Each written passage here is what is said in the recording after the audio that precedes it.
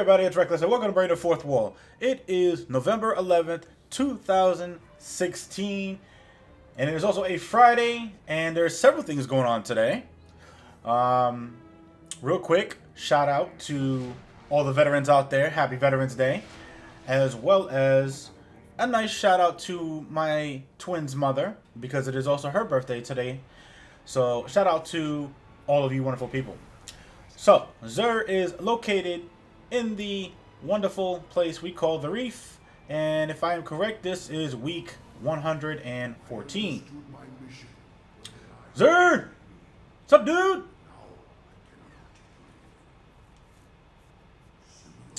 We'll start with the Curios first. We got Plasma Drive and Emerald Coil for those rare sparrows to upgrade them into legendaries. Then we got your 3 of coin. Then you got your Heavy Ammo Synthesis.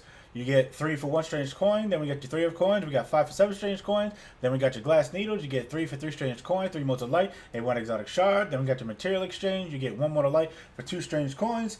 As for the weapon ornaments, we have the prototype for the truth. And then we also have the Wolves Remember for the Young Wolves Howl.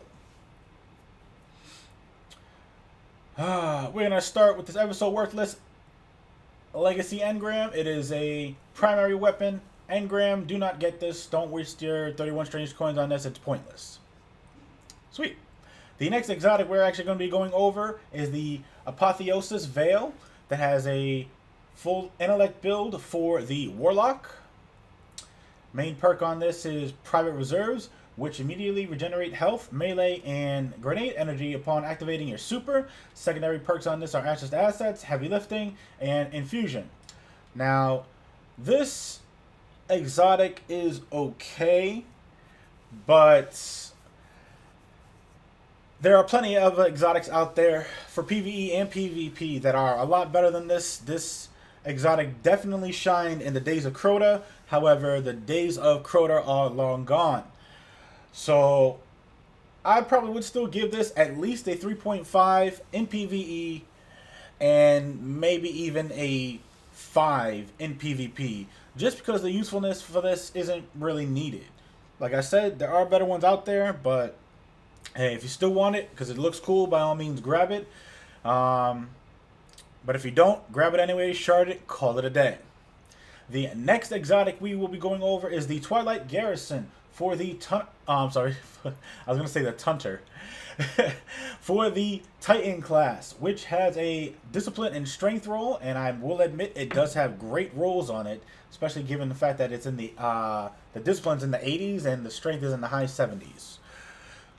Main perk on this is Tactical Air Support, which you press R3 and R3 while airborne to evade. Secondary perks on this are Special Ammo, Heavy Ammo, Solar Recovery, and Solar Armor. Now, this is definitely one of the better exotics out there for the Titan class. If I was using this on my Titan class, I probably would use this first on my Sunbreaker, and second on my Striker, second on my Striker, and third on my Defender. So I would use this primarily on the Sunbreaker first, just because it is a good exotic out there right now for the Sunbreaker. I would probably rate it a 2, if not a 1.5 in PvE and PvP, because my first go-to exotic, actually, you know what, I take that back. I would bring it to my second pick for the Sunbreaker and the Striker Titan.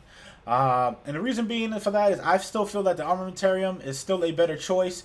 Double fusion grenades is amazing. However, if you guys do not have the Armamentarium, like I said, this would be my second pick. As for my Defender, I probably would go Helma Saint 14, Armamentarium, and then the Twilight Garrison. Because once again, those double grenades is amazing on Titans. But the fact that this gives you an agile build makes this exotic worthwhile. So I suggest you guys get this. And like I said, this thing gets a tier 2 to or 1.5 to tier 2 in PvE and PvP. So I definitely would get this, guys, if I were you. If not, grab it anyways, shard it, call it a day. Yay! The next exotic we were going over is the Frost EE5 for the Hunter class, which has a intellect and discipline build. Main perk on this is rapid cooldown, which gives you tighter turn radius while sprinting, increased grenade and melee regeneration while sprinting. Secondary perks on this are sidearm ammo, machine gun ammo, and void double down. Now this is definitely a good exotic for Hunter class. I have not actually got these myself, but I'm actually going to purchase them now. The fact that you have like those tighter turn radiuses and faster grenade and melee regeneration is amazing. A friend of mine actually uses these over the Shinobu's Vow on his Blade Dancer, and I guess I'm going to have to try it out, see how it works. See if I like this or Shinobu's Vow more, and pretty much go from there. Now, so far, looking at it, it's a great exotic, but I would still have to test it myself in order to actually give a 100% full rating. But if it does what it says that it does, I will give this a tier 2, hands down, in PvE and PvP. But I'm going to have to test it out and go from there. So, if you guys want it, by all means, grab it. If not, grab it, shard it, call it a day, and you guys can move on from there. The next and last exotic we'll be going over is the Monte Carlo. It's a exotic auto rifle with a high rate of fire, okay impact, decent range, great stability and reload, as well as a magazine of 36. Perks on this are CQB ballistics, smart drift control, aggressive ballistics, hip fire, high caliber rounds, send it, field scout, and Monte Carlo method. Now, this definitely is a good auto rifle. However, I have no luck with this. I actually like Super Spy better. Whoops. But I'm horrible with this. It's not really good for me, but I have seen people work wonders in PvP with this thing, and it's definitely a good exotic to have. I suggest you guys get it.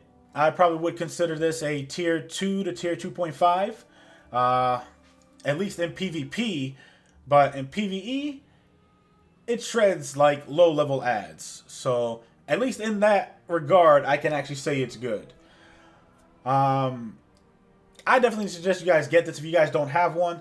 This was a PlayStation exclusive at one point in time in year 1. However, we're in year 3 now, so now everybody can get it.